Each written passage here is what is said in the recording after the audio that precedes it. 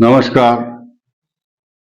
पृथ्वी पर संसार के अंदर सबसे महत्वपूर्ण ग्रह इस समय मीन राशि के ऊपर चल रहे हैं। अच्छा या बुरा क्या फल होगा उस पर हम चर्चा करेंगे। इस समय सबसे अधिक महत्वपूर्ण राशि मीन राशि पर वीडियो बनाना इसलिए आवश्यक है क्योंकि इस पर ग्रहों का विशेष प्रभाव और परिवर्तन हो रहा है। क्या क्या साइड इफेक्ट होंगे 5-7 मिनट में आप समझ सकते हैं। देखिए, मीन राशि पर 2 दिन के बाद अर्थात 28 तारीख को राहु प्रवेश करेंगे। मेष राशि पर 18 महीने का कार्यकाल समाप्त, मीन राशि पर 18 महीने का शुरू। अब देखिए, राहु डिप्लोमेटिक ग्रह होता है, जिस राशि पर रहता है उसके स्वामी के समान एक्ट करता है, वैसे ही हो जाता है। गंगा गए गंगादास, जमुना गए जमुनादास। और जन्म कुंडली के अंदर जिस बच्चे की या जिस जातक की कुंडली में जो ग्रह होगा उसके साथ मिलकर वैसा ही हो जाता है। यानी कि जिसकी कुंडली में राहु के साथ मंगल बैठा वो अंगारक योग बनाएगा, शनि के साथ मिलकर के और ज्यादा विस्फोटक हो जाएगा, बृहस्पति के साथ मिलकर के चांडाल योग बनाएगा और चंद्रमा के साथ मिलकर के ग्रहण योग बनाता है। सूर्य के साथ मिलकर ग्रहण योग बनाता है, केतु हो सूर्य हो, इस तरह से ये कॉम्बिनेशन है ग्रहों का। जो राहु अच्छी स्थिति उत्पन्न नहीं करता, ये व्यक्ति को भ्रमित करता है। और ऐसा भी है प्लस पॉइंट कि वो आदमी ऐसा काम करता है जो कोई नहीं कर सकता। इसी को बोलते हैं सरप्राइज देने वाला प्लेनेट। अचानक एक रात में सब कुछ चेंज कर देता है राहु के। और ऐसे व्यक्तियों की किस्मत भी एकदम बदलती है, एक दिन में बदलती है, और खराब होती है तो भी एक ही दिन में हो जाती है, पता नहीं चलता। पल में तोला पल में माशा।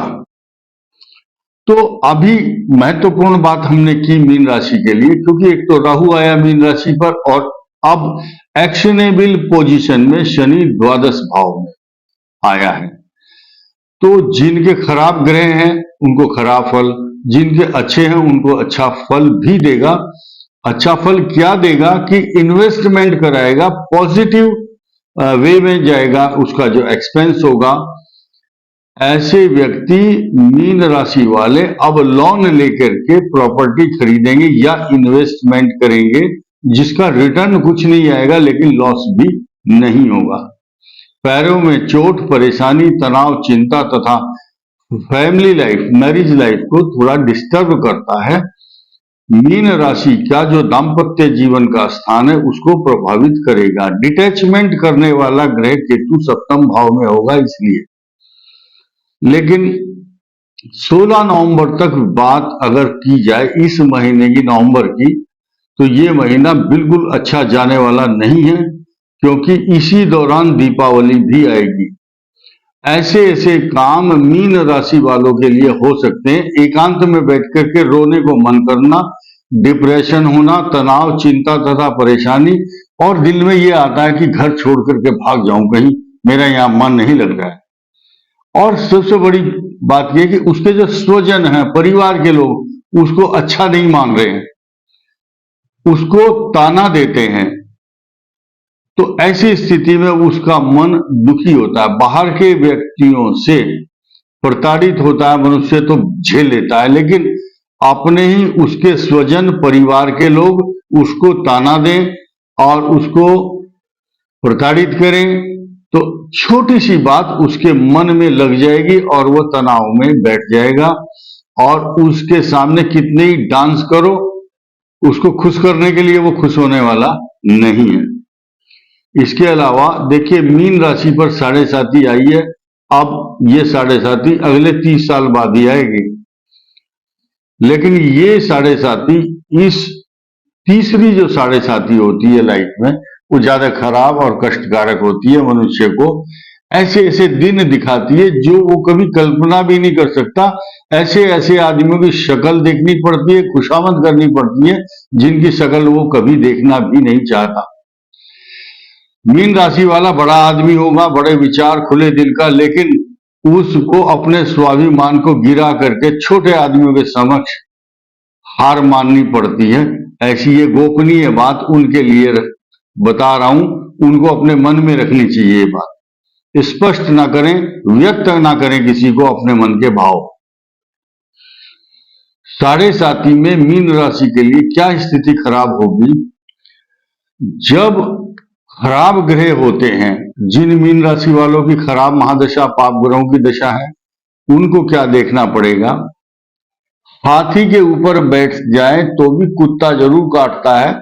ऐसी साढ़े साथी के विषय में एक उक्ति है, लोकोक्ति है, ये मुहावरा है। कहा गया है कि जब समय खराब आता है तो आदमी थाली को ढूंढने के लिए, थाली चौड़ी होती है, घड़े के अंदर मुंह हाथ डाल देता है, जबकि घड़े का मुंह छोटा है। तो ये मीन राशि के ऊपर जो घटित हो रहा है। दूसरी बात, इन्वेस्टमेंट और मीन राशि वालों के ऊपर षड्यंत्र के तहत झूठे आरोप लगना तथा इन फॉल्स एलिगेशन के कारण मन व्यथित होना तथा सरकारी न्यायालय में कार्यों में कुछ परेशानी, भागदौड़, तनाव रहेगा, ऐसा ग्रह बता रहा है। इसलिए अगले 20-25 दिन मीन राशि वालों के लिए बहुत सचेत और संभल कर रहने की आवश्यकता होगी। और एक खुशी के चलते चलते खुशी की बात कि 15-20 दिन जब ये खराब रहेंगे तो अच्छा फल भी देंगे। कब? 16 को, जब इनके भाग्य भाव में सूर्य आएगा, वहीं मंगल भी आएगा, एक ही साथ आएंगे दोनों की जोड़ी साथ साथ चल रही है इस समय ब्रह्मांड के अंदर। सूर्य और मंगल भाग्य को चमकाने के लिए उस टाइम परेशानी नहीं देंगे, लेकिन खर्चा आपका बरकरार रहेगा, लगातार आपको एक्सपेंसेस होते रहेंगे। तो मीन राशि वालों के लिए लोग बोलते हैं आप उपाय तो बताते नहीं है।